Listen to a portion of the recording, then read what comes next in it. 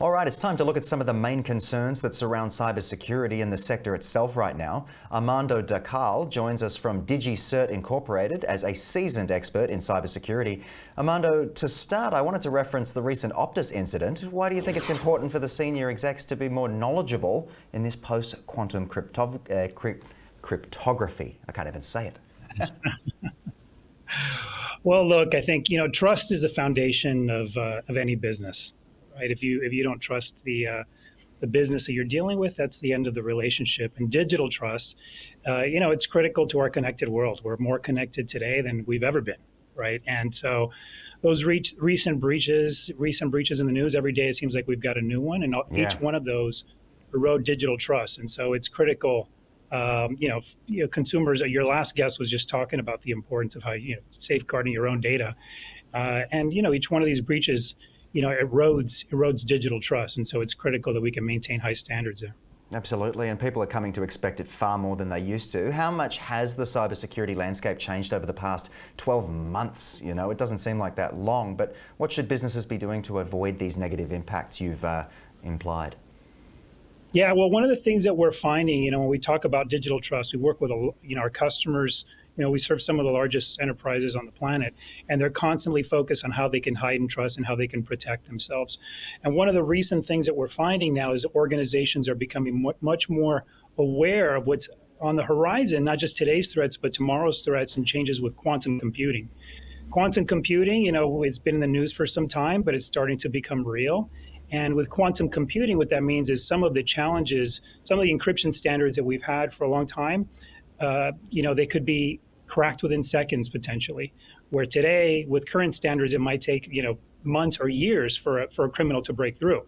And so, with quantum computing on the horizon, we're urging business leaders to really get their arms around all their cryptographic assets and start to prepare for this new quantum world that's it's not too far away now. Yeah, very fast approaching. We're certainly not defending ourselves with Windows 95 anymore, but how can businesses improve their processes and framework to enhance cybersecurity measures based on what you've seen out there at the moment?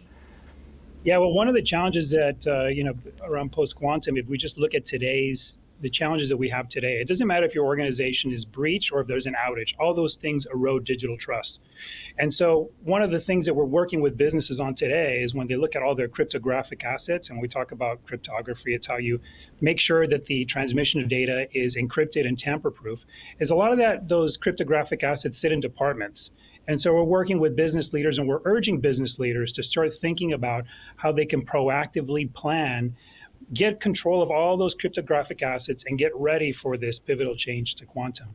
And so, digital trust is critical, but, we're helping businesses today really get ready for this shift that's coming in the future because, again, it doesn't matter if your organization's been breached or if it's an outage, you erode digital trust. And so making sure that you're across cryptography, making sure that you're proactive in that sense is really critical, and we're urging business leaders to get out ahead of that. Armando, I wouldn't be doing my job if I didn't ask you a little bit about AI. Obviously, we've seen it expand rapidly. And just out of curiosity, where does it sit in relation to this quantum computing you're mentioning? Where does AI what part does that play as well? And how important is it to keep an eye on that as well? It's a great question. Yeah, it's a really great question. We're hearing about AI more and more every day. And, what AI does, it really puts the job of that traditionally might have been a cyber criminal that was doing it manually or working with other friends, other counterparts. Now they are leveraging this technology to try to break in and using the power of AI to breach organizations. And so, think about a super powered, criminal organization that's using AI. And so enterprises are also deploying AI from a cybersecurity perspective, and they're looking at ways where they can train AI to potentially look in their organization and simulate some of these breaches that the criminals might be using. And so AI is definitely something that cyber criminals will be using, but businesses are using it as well to defend themselves. So it's going to be interesting to see how this evolves. But again, these elements, whether it's AI, whether it's quantum computing, whether all those elements, the basic element is trust, right? And so organizations need to really focus on lifting those levels of trust, both for today's challenges and tomorrow's challenges. Hey, let's talk about the ways that you and the team at DigiCert Incorporated are helping businesses proactively navigate the evolving landscape of tech that we've been outlining so far. Yeah, look, again, like I mentioned, we're working with business leaders to really look, take a forward look towards how they're going to maintain high levels of digital trust. And a lot of that is getting an assessment of where they're at today, helping them build plans for, not just addressing the threats that they're seeing at this moment, but helping them plan out a strategy for the next few years. And so that element is key. And one of the things that we're starting to see, we're seeing businesses around the world change the way that they're organized. And so one of our predictions going into next year is we're going to start to see the rise of a digital trust officer in an organization. And this is an executive that's really focused with the business on getting investments that heighten digital trust.